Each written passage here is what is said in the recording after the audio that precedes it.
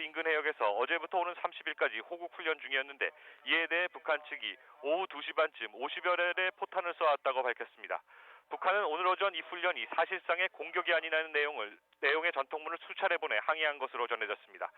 그러나 우리 측은 이는 어디까지나 훈련이라며 훈련을 계속한 것으로 전해졌습니다.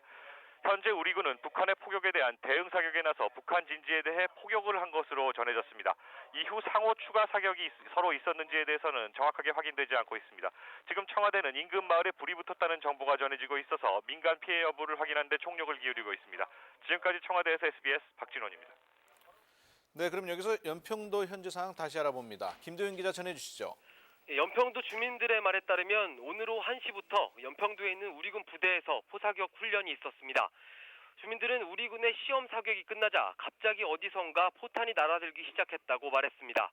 주민들은 지금까지 최소한 70발 정도의 포탄이 날아왔으며 포탄은 마을 주민들이 거주하는 지역에도 일부 떨어졌다고 말했습니다.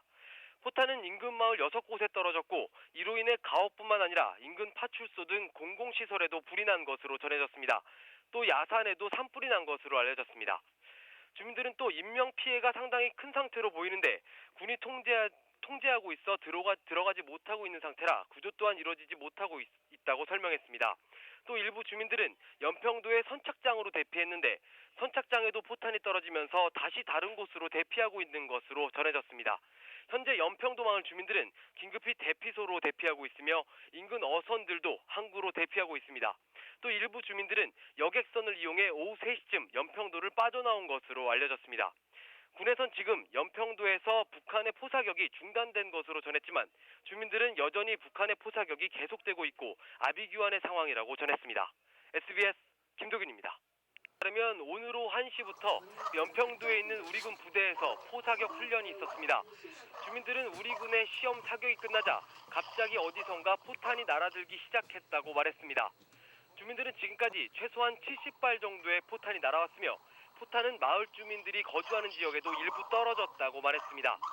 포탄은 인근 마을 6곳에 떨어졌고 이로 인해 가옥뿐만 아니라 인근 파출소 등 공공시설에도 불이 난 것으로 전해졌습니다. 또 야산에 난 불도 계속 번지고 있다고 전했습니다. 주민들은 또 상당한 인명피해가 생긴 것으로 보이는데 마을이 통제돼 들어가지 못하는 상태라 구조 또한 이루어지지 못하고 있다고 설명했습니다.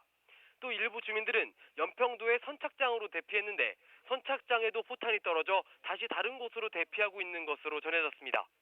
현재 연평도 마을 주민들은 긴급히 대피소로 대피하고 있으며 인근 어선들도 항구로 대피하고 있습니다. 또 일부 주민들은 여객선을 이용해 오후 3시쯤 연평도를 빠져나온 것으로 알려졌습니다. 군에선 지금 연평도에서 북한의 포사격이 중단된 것으로 전했지만 주민들은 여전히 북한의 포사격이 계속되고 있다고 전했습니다. SBS 김도균입니다.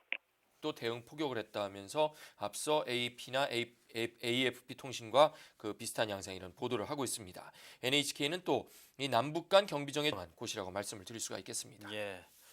주민들은 이렇게 포탄이 떨어지고 가옥이 부서지고 산불이 난 상황이라면 매우 공황 상태나 다름없을 텐데요. 이거는 상당히 진정이 필요한 상황이 아닌가 싶습니다.